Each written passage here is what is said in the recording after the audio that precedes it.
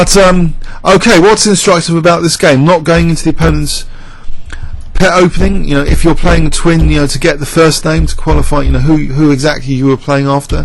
So I don't know. There's a few things here. D takes. So this is an interesting system. Maybe I should play it as white against the King's Indian. It's a surprise weapon. Maybe it's it should be in a new Watson book. You know, dangerous weapons against the King's Indian. You know, 4 pawns with D takes E, seemingly giving black, you know, nice timer with knight C6 to D4. The plus side of it is, you know, these pawns, they're weaker around the king. So I don't know what's going on here. I don't know how to assess this position. I just thought maybe I'm going to be okay. Maybe H6 is necessary, otherwise I'm going to get smashed. But E5 is the Rybka move. Just play E5 and concede D5. It's anti-positional. It's without bias. It does blockade E4, E5. It's probably the best move to play, but it leaves white slightly better with a grip on D5, which is not what I wanted. I didn't want to give up D5. I gave up playing the Sveshnikov stuff, you know, Sicilian, when you give up D5 years ago. I hate giving up D5, but maybe that's necessary here to give up D5 with E5. So I loosened my king and I paid the penalty, and I thought it would still be okay anyway with this exchange sack.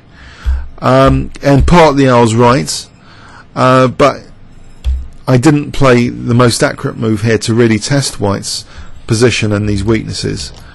These bishops could have been cutting through the centre in some variations, but no, I take with a G pawn because I just want to get my position dismantled. So F takes E, of course. You know, if Queen G6, there's Bishop F4, like a fortress.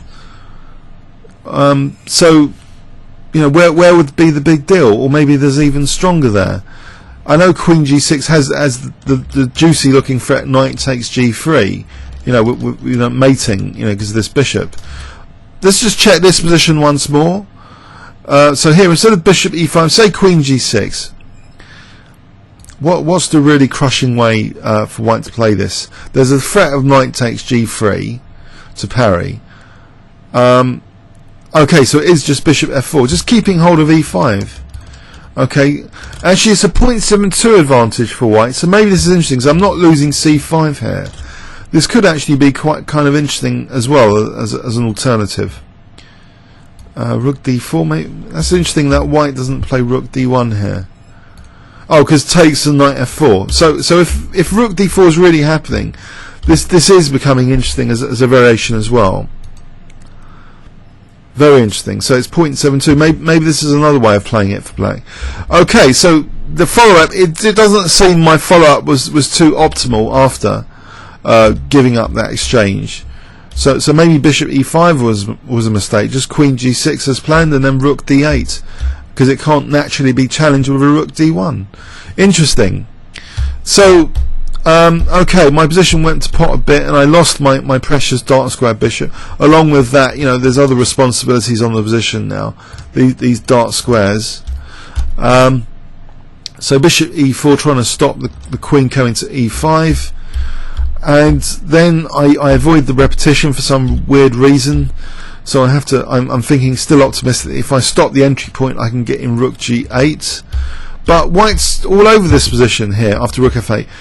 Anyway, he didn't play on, but technically it's better for white, but maybe black with luck sets up a fortress, and he even mentioned this fortress idea of the knight coming back to G8 to hold on to H6.